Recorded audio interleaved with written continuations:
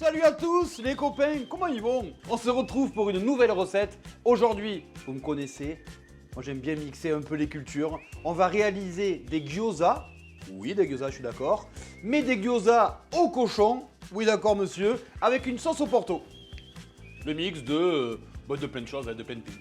Allez, c'est parti, attention les copains, la liste des ingrédients. Alors ici, on a de la chair à saucisse, on a un peu de coriandre, on a du porto, orange, ciboulette, ail, sel, huile d'olive. Là, on a des petites pâtes à ravioles.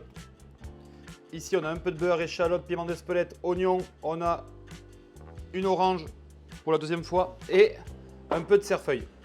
Alors, les gyoza, qu'est-ce que c'est ça les gyoza? C'est ces petits raviolis, ces petites ravioles comme ça que l'on retrouve en Asie. On les retrouve, ils ont une forme quand même spécifique, on les reconnaît assez facilement. Ici, on va réaliser ça avec une farce à base de cochon et une sauce au porto. Première étape de la recette, la sauce au porto.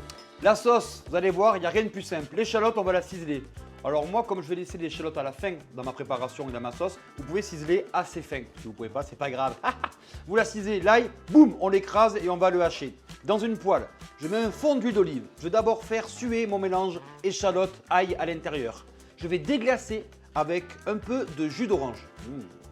Je vais mouiller largement avec du porto. On fait réduire au moins 2 fois, au moins 2-3 fois. On fait réduire pour avoir un petit jus de porto. On ajoute ensuite du fond de veau. Le fond de veau, vous savez, on peut l'acheter tout prêt, en poudre, voilà. Je vais assaisonner avec un jus de citron, du sel et du poivre.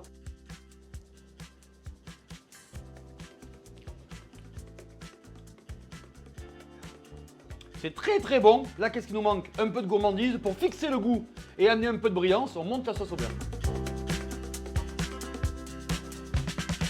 La sauce, elle est prête, on la met sur le côté. Hop, on touche plus à rien, je vous vois venir. Et maintenant, on passe à la préparation de nos gyoza. Donc ça, c'est la deuxième étape. D'abord, on va réaliser la farce. Alors pour la farce, je vais prendre la chair à saucisse. Vous l'achetez chez votre boucher, il n'y a pas de problème. Vous allez ciseler un oignon blanc. Hop, on le fout à l'intérieur. On fait pareil avec de l'ail, pareil avec de la ciboulette. On ajoute de la coriandre.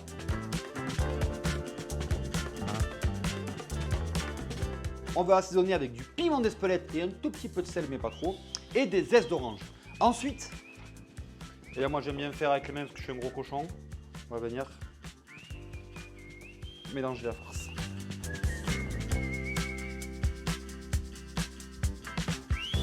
C'est là où la magie opère. On prend nos pâtes à ravioles.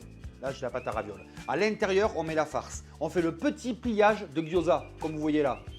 Tout un art, hein. Et les gyoza sont terminés. Attention mes petits loups.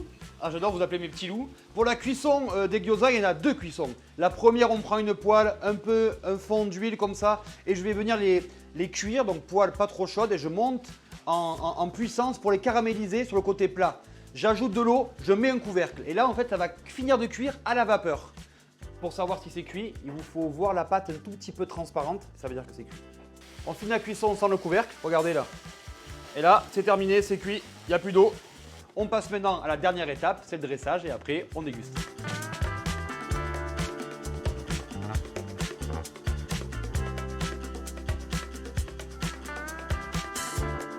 Pour la dégustation, regardez, la sauce en bas. Ah. C'est charmant. C'est encore très bon. On se retrouve une prochaine fois pour une prochaine recette. Ciao les copains!